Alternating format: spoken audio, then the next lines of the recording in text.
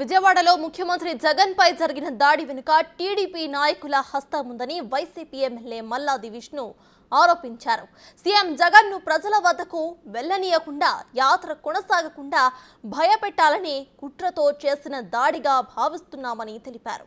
జరిగిన దాడికి ప్రతిపక్షాలు బాధ్యత వహించకుండా జగన్ పై దుష్ప్రచారం చేస్తున్నారని అన్నారు. చంద్రబాబు అప్రజాస్వామికంగా మాట్లాడుతున్నారని తెలిపారు.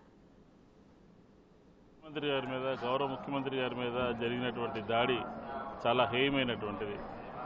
అప్రజాస్వామికంగా ఏదో ముఖ్యమంత్రి గారిని ప్రజల్లోకి వెళ్ళనీయకుండా యాత్ర కొనసాగకుండా భయపెట్టాలని లేకపోతే హత్యా ప్రయత్నం చేయాలి అని చెప్పని ఒక రకమైనటువంటి కుట్రతో జరిగినటువంటిదిగా చెప్పచ్చు.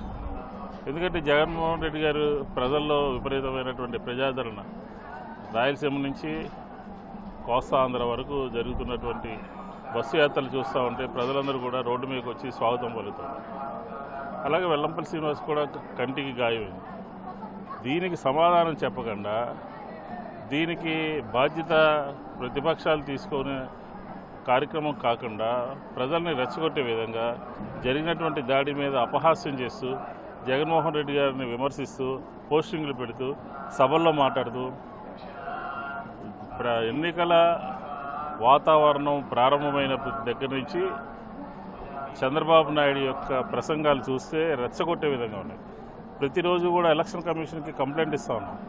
ప్రతిరోజు కూడా ఎందుకంటే రాళ్లతో కొట్టండి అని చెప్తున్నాడు, తిడుతున్నాడు, అప్రజాస్వామికంగా మాట్లాడుతున్నాడు. ఫ్రస్ట్రేషన్లోకి పోయారు. కూటమి ముగ్గురు కలిసినప్పటికీ కూడా ఈరోజు రాష్ట్రంలో తిరిగి మళ్ళీ వైఎస్ఆర్ కాంగ్రెస్ పార్టీ అధికారంలోకి వస్తుందని చెప్పని సర్వేలన్నీ కూడా చెప్తున్నాయి. ప్రజల యొక్క అభిప్రాయం అంతా కూడా చెప్తా ఉన్నారు. ఇది చూసిన తర్వాత రకరకాలుగా మాట్లాడుతూ ప్రజల్ని తప్పుదోవ పట్టిస్తూ ఉన్నాడు. ఖచ్చితంగా ముఖ్యమంత్రి గారి దాడి వెనకాల తెలుగుదేశం నాయకుల యొక్క హస్తం ఉంది.